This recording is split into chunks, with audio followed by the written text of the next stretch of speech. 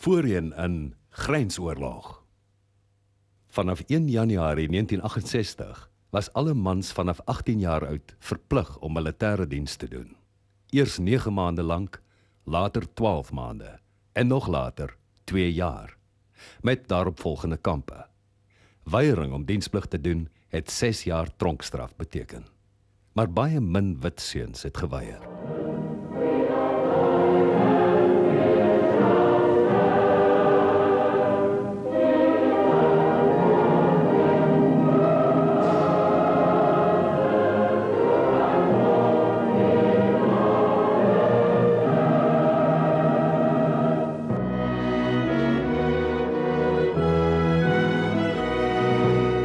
Ek het dit beskou as 'n plig wat 'n ou moet doen. Daar was 'n probleem in ons land en ons moes dit aanspreek en dit was deel daarvan. Dit was 'n opoffering, maar ek het dit ook gesien as 'n uitdaging. 18 is jonk, maar nie te jonk vir 'n soldaat nie. War is a young man's game. En dan is hy fiks. Hy het nog nie die ernstige verpligtinge van 'n familie en so aan tuis nie. Hy het sy lewe voor en dis die ideale tyd vir hom om as hy iets moet doen om dit op daardie basis te doen. As jy wil iemand aanmoedig om diensplig te doen, help dit nie met hom te praat nie. As sy meisie of sy vrou vir hom sê jy moet gaan, dan het hy nie probleme nie. As sy ma vir hom sê jy moet gaan, dan het hy nie probleme nie. Een so 'n ma was Betty de Lange. Meeste van ons kennisse het seuns gehad wat grens toe gegaan het. Dit was 'n algemene praktyk daai tyd. Dit was nie vir ons dat jy jou seun teruggehou het, behalwe die wat nou eers universiteit toe wou gaan, hè. Maar meeste van ons ouers en ons was een van hulle wat 4 seuns gehad het wat militêre opleiding gekry het. Dit het hulle goed gedoen. Hulle het basiese opleiding gekry. Die De Lange seuns het baie meer as net basiese opleiding gekry. Al 4 van hulle het grensdiens gedoen. Hulle was versprei tussen verskillende eenhede en basisse. Op sommige van die grensbasisse is die troepe toegelaat om van 'n tikkieboks af te bel. Maar dit was 'n rare voorreg. Die meeste families het geleef vir briewe. Is altyd opgewonde as 'n brief kom, sit ons almal dit saam en lees en bespreek. Byvoorbeeld die oudste seun is baie tegnies en hy het in die tegniese dienskorps ingegaan en hy het hier vir LLW het hy gewerk. Hallo ma, ek skryf net 'n kort briefie om dankie te sê vir die pakkie en dat ek dit baie waardeer. Dit was eintlik 'n groot verrassing omrede Karen alreeds eenetjie gestuur het en ek nie kon dink dat sy weer een sou stuur nie. Sê vir ouma ek sê dankie vir die briefie en wens haar 'n voorspoedige nuwe jaar toe. Die tweede seun was nou weer geïnteresseerd in intelligensie. Hy het in die intelligensiediens ingegaan en self skool gehou daar op Amega vir die Boesman kinders. En dan Gerard nou het belang gestel om 'n valskermbataljon te word. Hy het nou meer in 'n aktiewe lewe belang gestel. Toe Gerard vir sy meisie sê dat hy by die Parabats gaan aansluit, het sy ma besef dat dit hom direk in die gevaar sou inlei. Hy was op Kimberley gewees en hy bel ons die aand en hy sê vanaand is ek op Johannesburgse lughawe of Johannesburgse stasie. Ek gaan Bloemfontein toe, ek gaan opgelei word as valskermsoldaat. Het ek vir my man gesê ons moet dadelik na die stasie toe gaan en met die kind gaan praat. Want ek het geweet omdat ek nou by die museum werk dat valskermsoldate is in gevaarlike posisies. En ons het met die kind gaan praat en van hom gesê, jong, besef jy wat jy doen? Toe sê, staan hy so een kind en hy staan so regop. En hy sê, ja maar, iemand moet dit doen.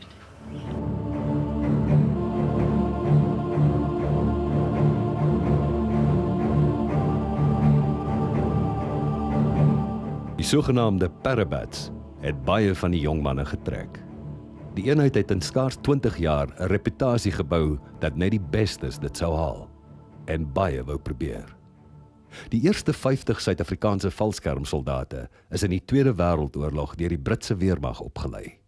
Maar dit was eers in 1961 dat 15 vrywilligers, ook in Engeland opgelei, as een valskermbataljon by Tempe buite Bloemfontein gevestig is.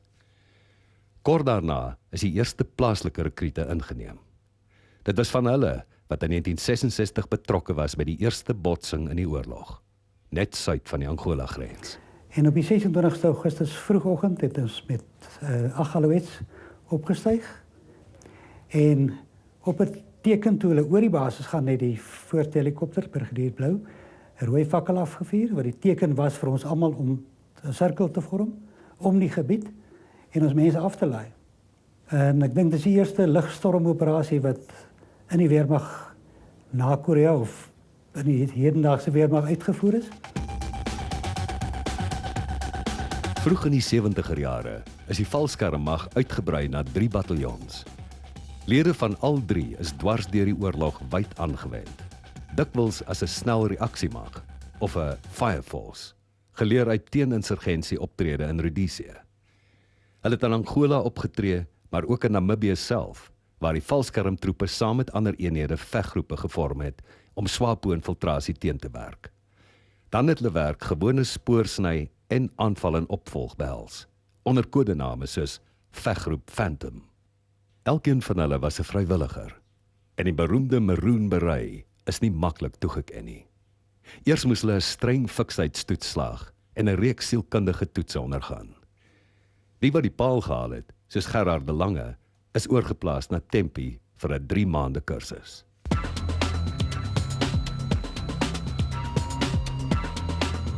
By Tempi het Gerard vir Eben Venter ontmoet. Soos talle ander het Eben sy oproepinstruksies ontvang toe hy 17 jaar oud was. Vir hom was daar nie twyfel nie. Hy wou gaan veg vir sy land. En hy het ook die keuring geslaag om 'n parabat te word. Ek het die trein hier in Pretoria gevang, Bloemfontein toe, en dit is bietjie scary as jy nou weggaan van die huis af en jy weet nie wat om te verwag nie in die verte in, maar dis maar, ja.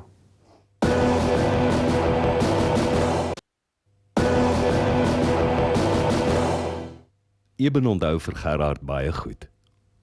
Eers hy was 'n stouter, hoor. Hy het baie kansse gevat.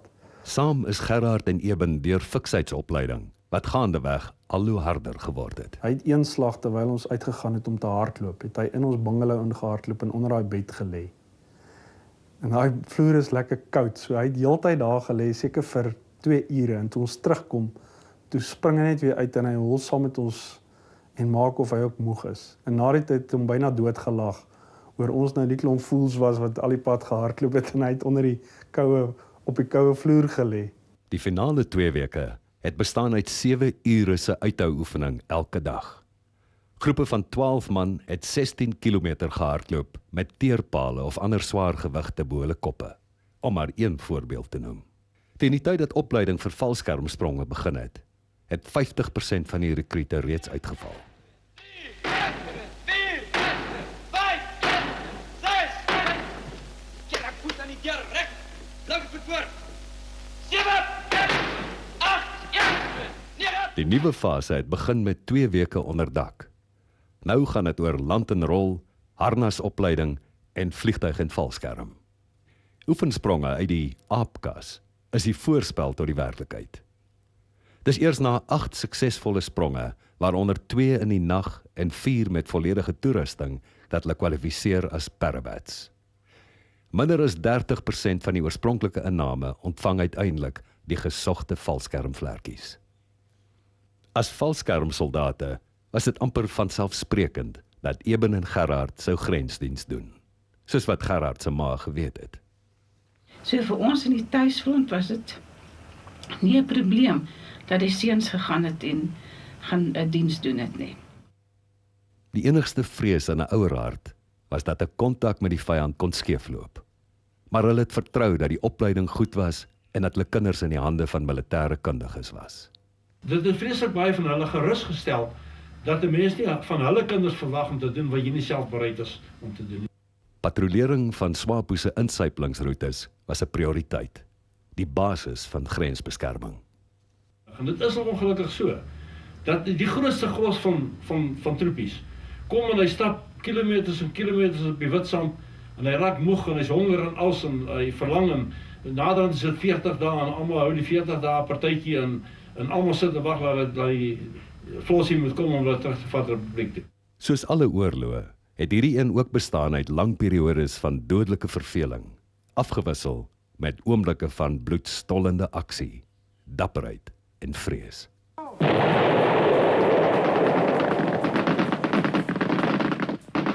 Ons was goed voorberei daarvoor, ja. Fisies baie goed voorberei. Die valskermsoldate was miskien van die heel beste voorberei vir wat hulle kon voorlê.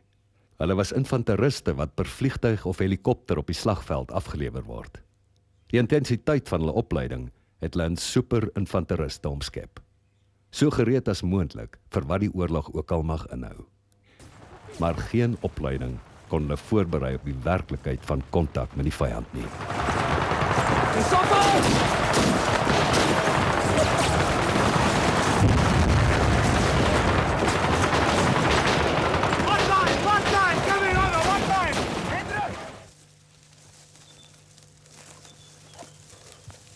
Maar ek dink emosioneel is 'n mens op daai stadium baie naïef en jonk en ek dink daar's nie veel wat 'n mens kan voorberei emosioneel daarvoor nie. Ek glo nie dit word waardeer wat die ouens daai tyd bereid was om te doen en wel gedoen het nie. Daar is baie mense wat gewond teruggekom het en wat dood is in die proses. Soos enige ander infanteriste moes Eben en Gerard se eenheid patrollie loop. Dit het dag na dag en nag na nag voortgeduur. Ek dink dit was omtrent so 9 die aand wat hy gebel. Sê maar ons gaan nou uit en ons wil net sê ons is op patrollie. En nou ja, ons kan maar net sê laat dit goed gaan my kind. Betty het 'n voorgevoel gehad dat haar seun getoets sou word. En ek onthou met die laaste pakkie wat ek vir hom gestuur het ek buite op die bruin papier ook nog geskryf, dis net in die binneomhulsel. Pas op my kind, jou vyand is verraderlik. Nou ja. Ons was in 'n TB, 'n tydelike basis. Hulle was, soos ons verstaan het hulle op patrollie uitgegaan van Ondangwa af en op die grens. Het hulle, soos hulle sê, gaan skoonmaak en gaan kyk dat daar nie terroriste basisse is. En hulle was op die Sondag, was hulle spesifiek, het hulle op gaan rus. Dit was al hier in die aand se kant 6:00 dat hulle gaan rus het. En per toeval het ons daai aand na sy briewe het in my handsak gehad het gesit en lees. En ook bespreek dat die kind skryf daar dat ons moet asseblief nou die woonstelletjie klaar bou want hy kom nou want hy gaan volgende jaar gaan hy by RI gaan hy studeer, hy wil prokureer word. Duisende kilometers daarvandaan het Gerard en sy makkers onder die sterre gereed gemaak vir die nag. Ons het daar ingegaan net so in skemertyd. Nou dit is in die veld wat jy so in 'n sirkel slaap, twee bymekaar.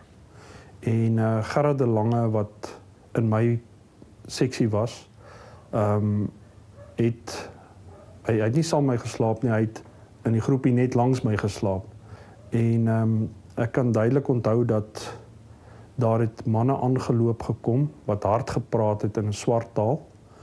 En hulle het nie geweet van ons nie. En Gerard het toe hulle by hom kom, want hy het langs die paadjie gelê.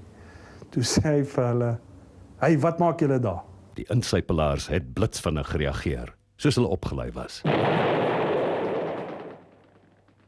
Ja, hy pluk toe 'n granaat uit en hy gooi dit na ons kant toe.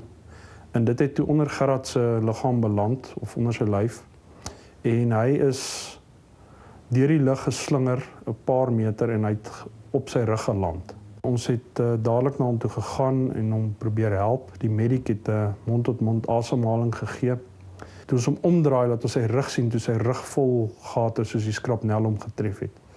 Sy longe het omtrent onmiddellik vol bloed geloop en die mond-tot-mond asemhaling het nie gehelp nie. En hy het in die arms van Eben Venter gesterf. En ons het later van Eben gehoor hoe Gerard gesterf het. Hy is omtrent 30 sekondes na die ontploffing is hy oorlede. Hy het geweet hy sterf. En hy het net gebid en gesê, God wees my sondaar genadig. En toe is die kind weg.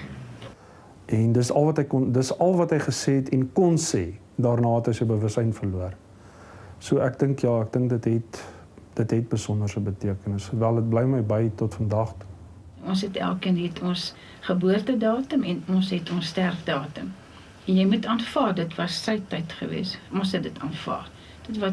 Dit voel of dit ontydig was, maar dit was sy sterfdatum, dat hy moes gaan. Ek dink dis baie traumaties, jy weet, hierdie ouetjie wat jy ken, hy het langs my gelê. Ek en hy het basies langs mekaar gelê, nou nie omtrent 2 meter van mekaar af. En ek het niks oorgekom nie en hy het gesterf.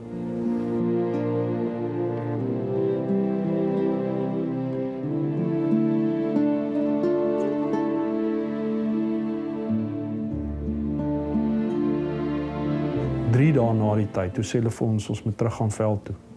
Ons moet gaan verder patrollie doen. Daar's glad nie emosioneel na die troepies gekyk nie. Ek kan onthou, toe ek terugkom in die veld, hoe bang was ek hoor. Ja, ek kon nie slaap nie. Ek kon nie slaap nie, want jy dink net, wat gebeur as dit weer gebeur, jy weet. Terug by die huis, moes 'n gesin leef met die verlies van 'n kind.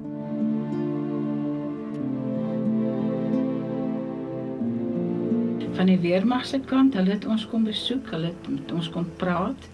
Hulle het vir ons, hy is die maandag toe hulle nou vir ons kom vertel, dat hy is oorlede, het hulle vir ons gesê, kyk, die kind het seer gekry. As ons vir julle sê, moenie na hom kyk nie. Moenie na hom kyk nie. En as ons nou vir julle sê, sy liggaampie is nou hier, dan kan julle gaan. En dit was gelukkig sodat sy gesig nie baie geskend was nie. So ons kon hom gaan sien.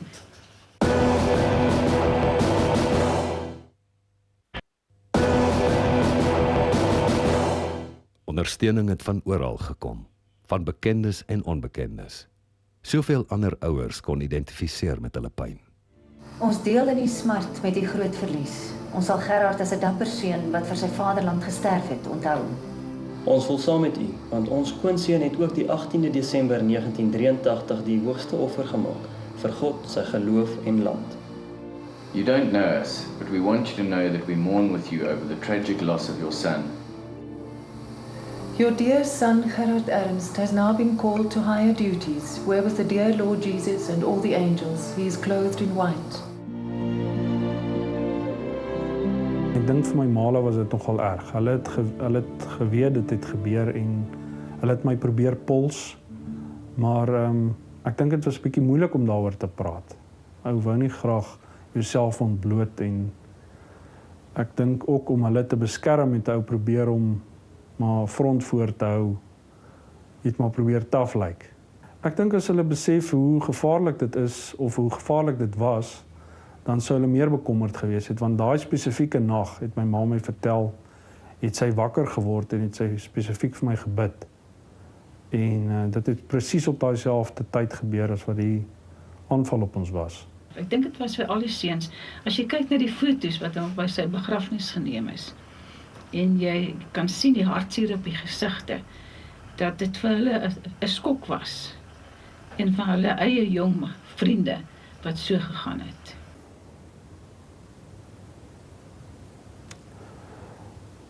Ek was kwaad, ja, definitief. Ek onthou ons het 'n patrollie gedoen daarna en ons het afgekom op 'n swartetjie wat vir my verdag gelyk het en ek het daai ouetjie gegryp en ek wou hom voeter om inligting uit hom te kry want ons het vermoed daar is swapos in die omgewing.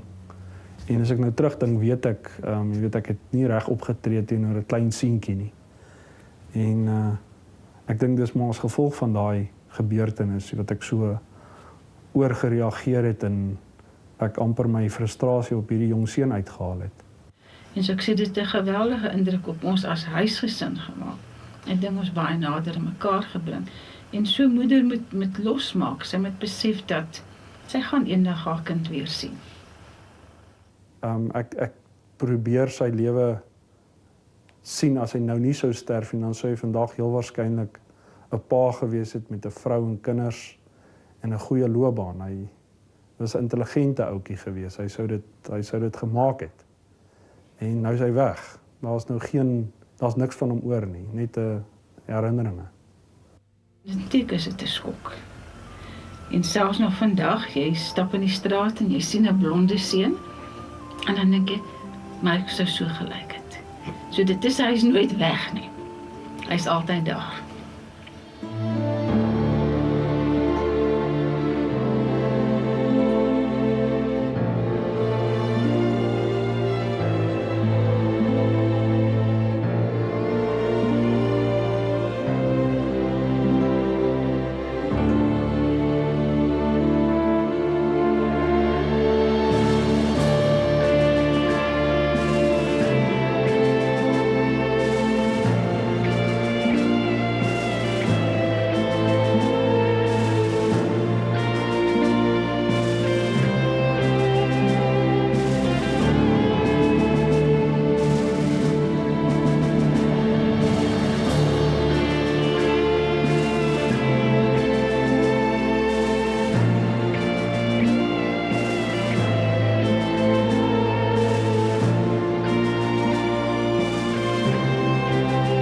Ek het 3 seentjies, 3 klein seentjies en ek sal my hande afbeklei dat hulle nie in 'n soortgelyke situasie beland nie.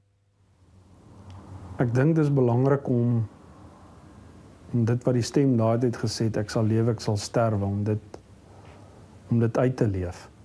Ek dink daar is 'n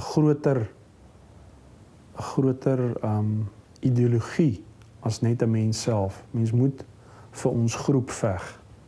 Ons groep is nou die reënboognasie. Is nie meer net die Afrikaner nie. Maar in so 'n oorlogssituasie soos wat ek was, dink ek jy word gebruik en dit is nie tot die groep se voordeel noodwendig nie. Dit is hoe Eben nou voel. Maar wat was die oorwegings 23 jaar gelede? As jy nou hulle briewe luister, dan praat hulle van die kommies. Die kommies wat ons meer in teenstand gaan hê. Maar dit was swappig geweest, veral op daai grens. Ek dink daar was definitief 'n rooi gevaar. Ek dink nie dit is 'n storie nie. Ek beleef dit dat daar was regtig Russe geweest, daar was regtig Kubane en Oos-Duitsers wat vir ons land 'n bedreiging ingehou het. Ons het die geveg weggehou van Suid-Afrika af, eerder op die Angola grens as op die Namibië grens. So ek voel nie dit was verniet, daar was 'n doel daarmee. Maar om daar in daai loopgrawe te lê of om daar in daai slote te lê en om jou lewe op te offer. Ek sien nie dat ek my seuns deur dit wil sit.